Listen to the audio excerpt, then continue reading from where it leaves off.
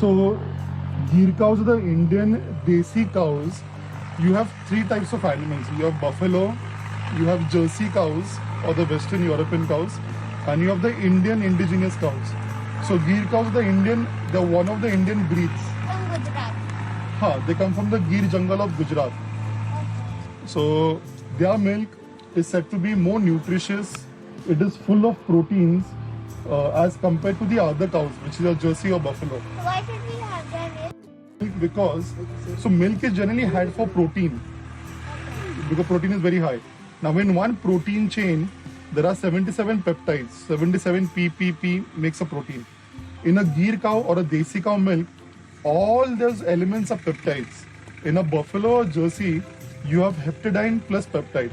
So it's not a very pure protein chain, which is why scientifically that's called a A1 protein chain and this is called a A2 protein chain. In short, so milk from a cow, Gir cow or any Indian desi cow or a goat or a yard is better as compared to a milk from a Jersey cow or a buffalo.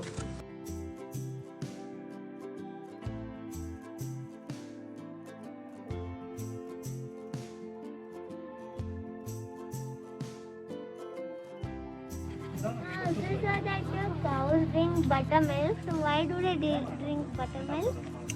Oh wow. So buttermilk in Ayurveda is said to be more medicinal than milk. Now at our farms what we do is we have a lot of milk from which we make dahi or curds. Then we churn the curds to get the makhan, we make ghee. But what remains back is a lot of buttermilk. So we have made a pipeline of the buttermilk from that processing place till here. And close to, we've got close to around 100 odd cows and they drink 700 to 1000 liters of buttermilk every day. So buttermilk is very rich in whey protein. Your milk has two proteins. One is casein and the other is whey. When you make ghee, you remove most of the casein protein out. In the buttermilk, what stays is a lot of whey protein. It is very medicinal, it is very nutritious, and it's very good for our health and for the cow's health. This is where the cows halt at night, stop at night, and then whatever dung and urine is there, this we collect it in this drainage, and then we've built a gobar gas or a methane gas plant down. Now, if you look at the dung, within the desi cows also, a cow that is not milking, its dung is said to be of a better quality.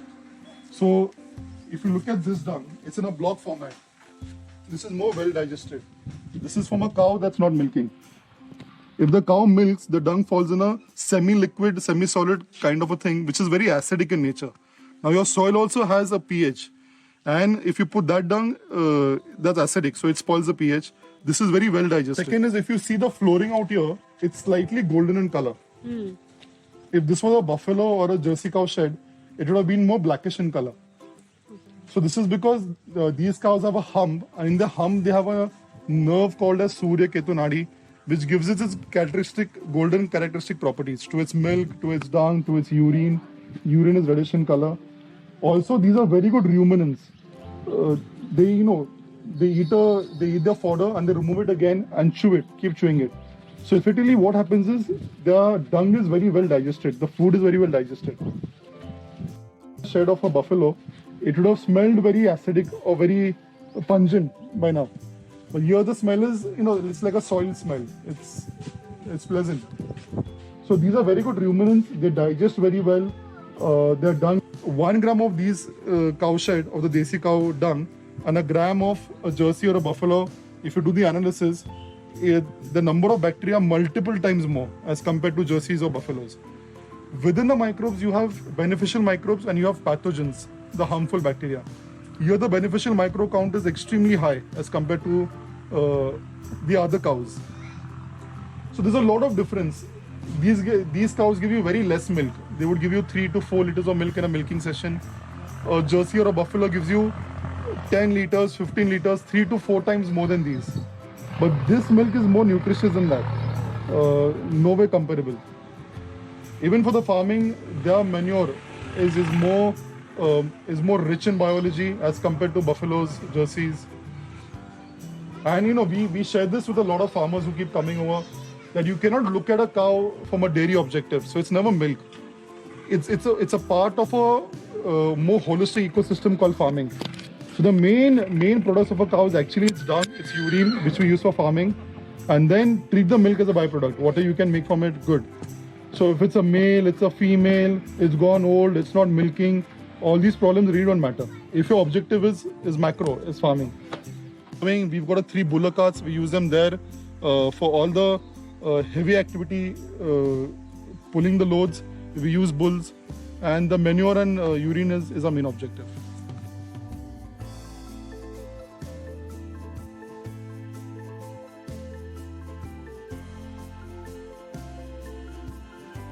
Sir तुमच्या farm मध्ये काय difference आणि बाकीच्या farm मध्ये काय difference? So this is a plot on our farms, and we've done a lot of intercropping out here. There are close to 25-26 different types of crops that we planted here.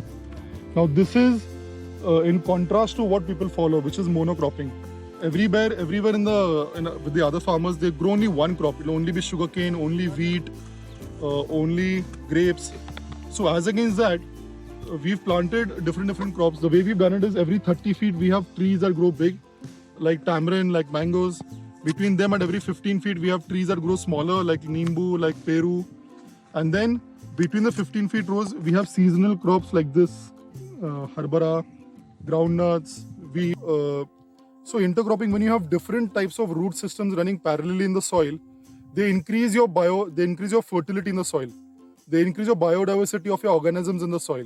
When you have only one root system running, it attracts only a certain kind of bacteria. But when you have different kinds of root systems running, they attract symbiotic, asymbiotic, and different varieties of bacteria. So your soil gets fertile very fast. That's one.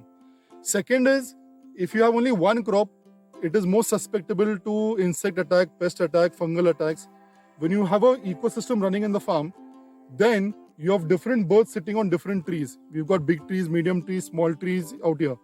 And then birds that sit on different trees will come and eat the insects of a different tree. So in a very integrated fashion, pest management happens. This is another.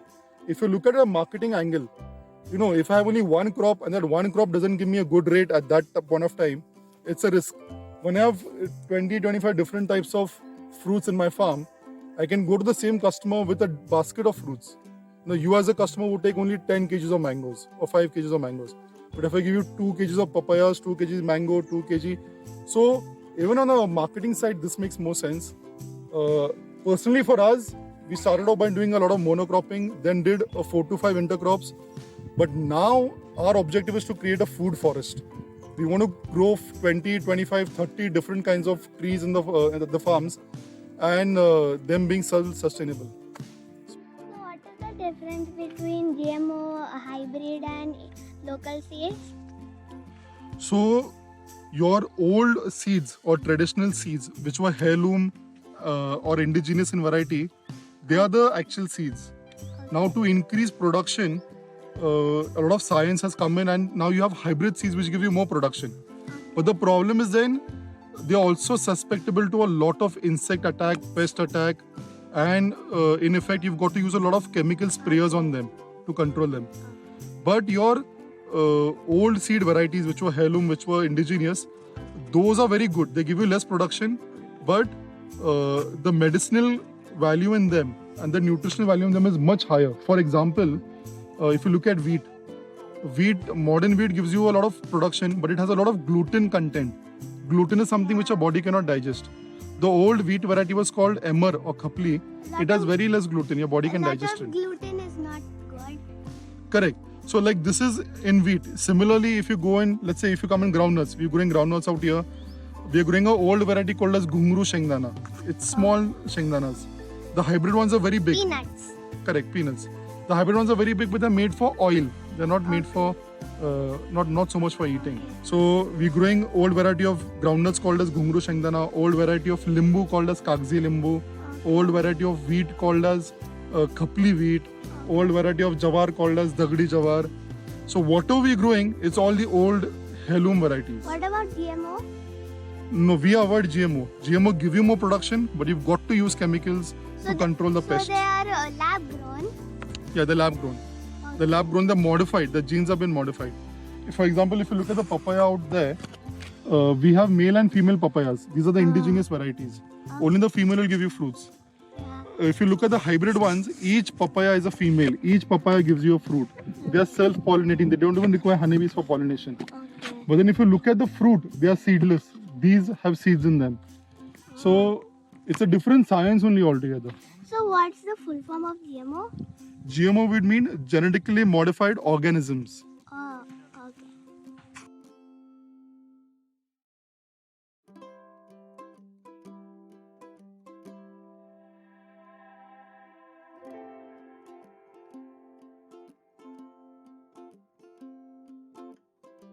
Farming is soil, it's not which crop you grow. And we turned our entire study, our entire focus towards understanding the soil and growing soils and not crops, which is when our study with soil started. So soil is not just your sand and stones that we see. It's about the biology in your soil. More the biology, the better. I'll just show you some of the soil that we have at the farms. We take care to, to keep a lot of mulch on the soil so that there's a microclimate inside in the soil.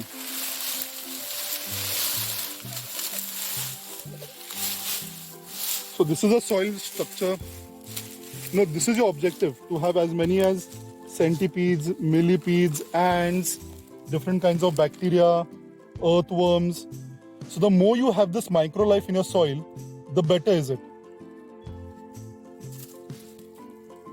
I mean, look at how porous it is. I can just dig with my bare hands and it keeps going down. The root system, this is a papaya tree and you can see the root system, it is white. So white roots are said to be very good. So I've already dug so much just with bare hands. This is how the soil looks.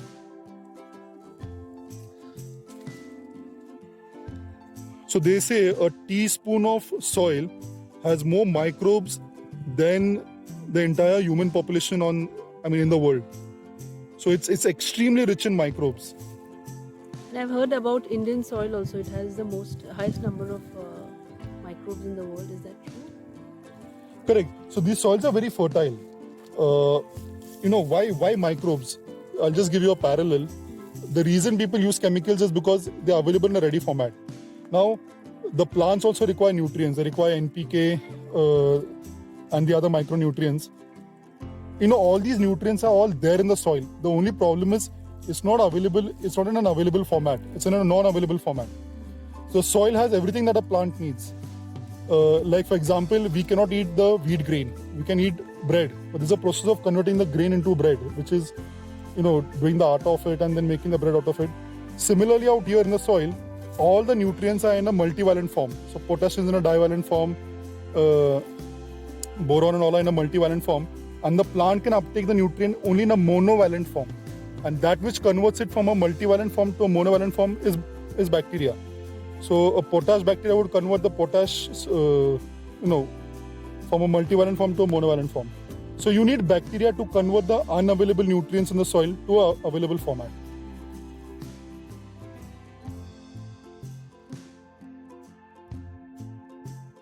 So this is a female tree. This bears fruit. That is a male tree. It only has flowers.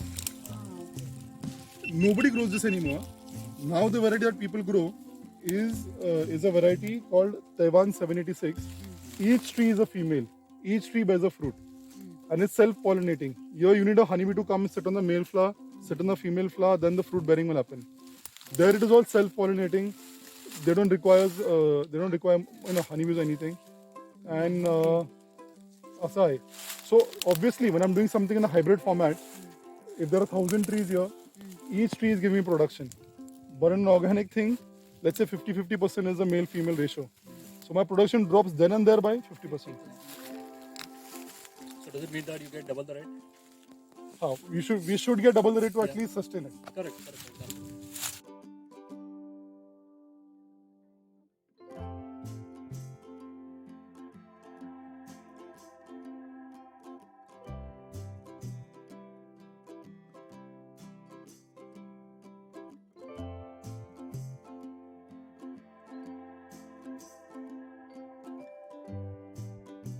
What is mulching? So mulching is all the dead parts of a tree. It could be the twigs, the leaves, the branches. When they fall down, you put them back into the soil. Like out here before, we had planted wheat. So we remove the wheat ऊपर से और जब नीचे का जो plant था wheat का, we've put it back out here to mulch. So this is mulching, but then this is also the food for your microbes. So all those little small microbes that stay here, they eat Microorganisms. microorganisms. They eat this mulch. So it is very important that you put the mulch back into the soil. So no, we farmers say that the tree has two parts. One is the fruit which humans eat, and then the entire tree gets back into the soil for the soil organisms. So only humans don't have a right on the crop. It's the microbes plus animals plus us. Correct. So we've planted some bananas here. Now these bananas are all of the old indigenous variety. They're small in size. What we get in the market are bananas that are very big, uniformly yellow, and those hybrid bananas or the modern variety bananas, they do not ripen on the trees. They're taken to ethylene chambers, ethylene gas is released and then they're ripened. But this is the old desi variety. This will ripen on the tree itself. The bananas will be just this much in height, in length, and the good part is they're susceptible to lesser diseases. So no chemical sprays required, nothing required to maintain them. So at the farms, we make our own biological insecticides and pesticides. This out here is Dashparni Arc. Dashparni is an insecticide. It is made from 10 leaves that are very bitter in taste. So you got papaya leaves, sitafal leaves, neem leaves, ghanori leaves. Like this way, 10 leaves that are bitter. And this acts as a pesticide. It repels insects because it smells very bad, pungent. This out here is Panchagavya. Panchagavya is a natural plant growth promoter. It's made from 5 products of the cow, which is your milk, curds, cow dung, cow urine, ghee, and to this we've added close to around 60 to 70 coconuts of water and close to 100 and 110 bananas that have been over-ripened. So this is a very good plant growth promoter, has a lot of growth enzymes. We spray both of these 2%, that is in 100 liters you just add 2 liters of this, and close to 10 every 10 days, every 12 days we spray these. Do you also give lectures to schools? Oh yes, so we're working with some schools, colleges in Pune and Mumbai, where we formed organic farming clubs in the school, and a lot of students are a part of it. It's a totally volunteer activity, and we do 2 things. One is we lecture to them about farming, about soil, about different practices of farming, and second is we teaching the students to grow food in the campus, as against bushes and all these artisanal plants that they generally grow. So we're growing fruits, vegetables. So you teach them how to do organic? Yes, organically. So they put their hands in the soil, they use khora, tikau, powder. So not just iPads and phones and mobiles, they use the farm equipments also. And they get their hands clean in the soil. Okay.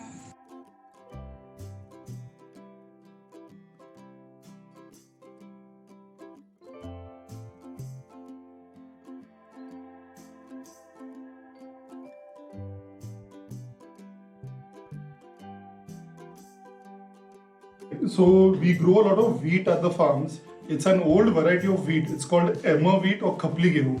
Very less in gluten and a very low glycemic index.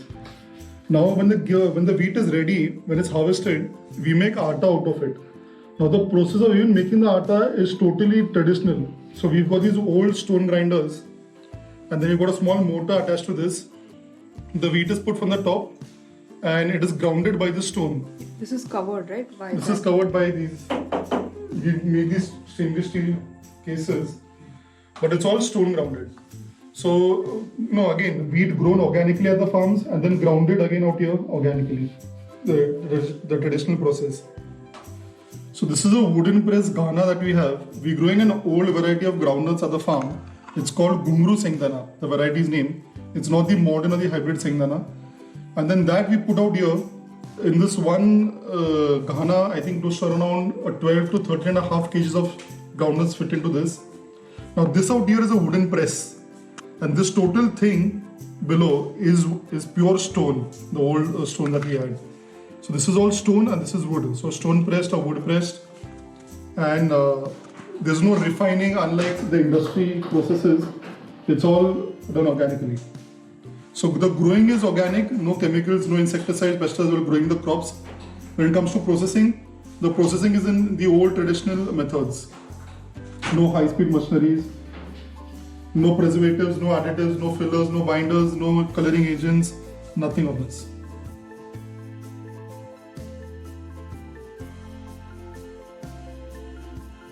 How do you manufacture the products? Hello. So we manufacture the products without using any additive, preservatives, binders or fillers. So whatever was grown in the farm that you saw in the morning is got out here and processed very simply. So the milk becomes this ghee. The milk becomes curds, the curds become white butter after churning it, and then on firewood we make this ghee.